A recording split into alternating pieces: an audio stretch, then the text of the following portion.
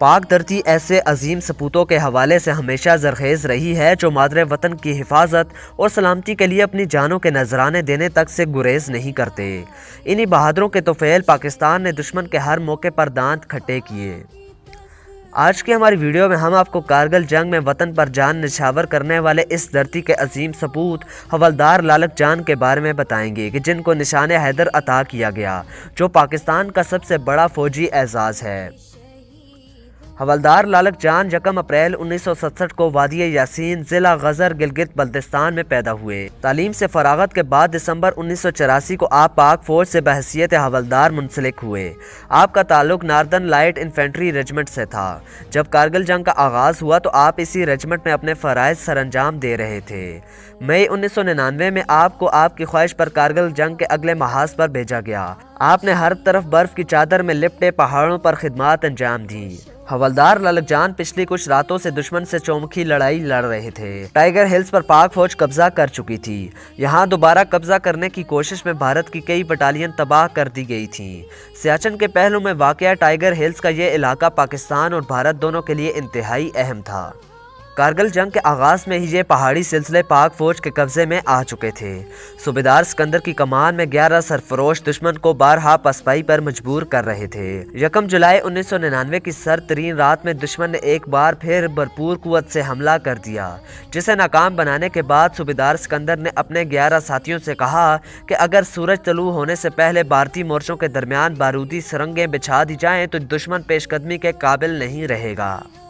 حوالدار لالک جان نے اس کام کے لیے خود کو پیش کیا اور ایک گھنٹے ہی میں انہوں نے بارودی سرنگوں کا ایسا جال بچھایا جو بعد ازاں دشمن کی تباہی کا پیش خیمہ ثابت ہوا۔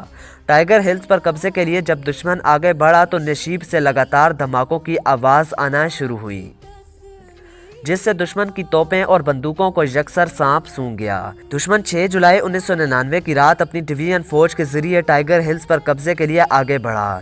اس مارکے میں صوبیدار سکندر اور 7 ساتھی شہید ہو گئے۔ لالک جان اور 3 ساتھی ہی بھارتی فوج سے بہادری کے ساتھ نبرد آزما تھے۔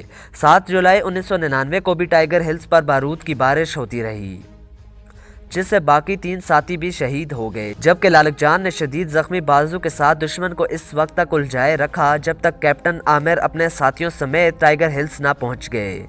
کیپٹن عامر نے بھارتی فوج کے ایک ایسے مورچے کا سراغ لگایا جہاں سے مسلسل گولہ باری ہو رہی تھی۔ لالک جان کا کہنا تھا کہ اس کا ایک ہی حل ہے، دشمن کو اس مورچے سمیت تباہ کر دیا جائے۔ اس مقصد کے لیے لالک جان نے بارود کا تھیلا چھاتی سے باندھا اور پہاڑی گھاٹیوں میں سے ایسے اترے جیسے وہ زخمی نہ ہوں۔ نصف گھنٹے بعد دشمن کا وہ مورچہ دھماکوں سے گونج اٹھا۔ کیپٹن عامر نے اپنے 2 کمانڈرز کو لالک جان کی تلاش میں آگے بھیجا۔ کمانڈرز کو دشمن کے تباہ شدہ مورچے سے لالک جان کی گولیوں سے چھلنی ناش ملی، جہاں دشمنوں کی لاشیں، تباہ شدہ توپیں اور اسلحہ نشان عبرت تھا۔ حوالدار لالک جان کی تدفین ان کے آبائی علاقے بندور وادی یاسین ضلع غزر گلگت بلتستان میں ہوئی۔ آپ کی ملک کے لیے خدمات ناقابل فراموش اور آئندہ نسل کے لیے مشعل راہ ہیں۔ ناظرین، 1 منٹ رکیے، کہیں آپ واپس تو نہیں جا رہے؟ یقین مانیے ویڈیو بنانے میں کافی زیادہ محنت درکار ہوتی ہے، تو آپ سے صرف اتنی ہی ریکویسٹ ہے کہ ہماری حوصلہ افزائی کے لیے چینل کو سبسکرائب اور ویڈیو کو لائک کر دیں، اور ساتھ ہی ساتھ بیل والے آئیکن کو ضرور پریس کیجیے گا تاکہ آئندہ آنے والی ویڈیوز بھی آپ کو اسی طرح بآسانی ملتی رہیں۔ اور اپنے میزبان محمد انیس عارف کو دیں اجازت، ملتے ہیں نئی ویڈیو کے ساتھ، تب تک کے لیے اللہ نگہبان۔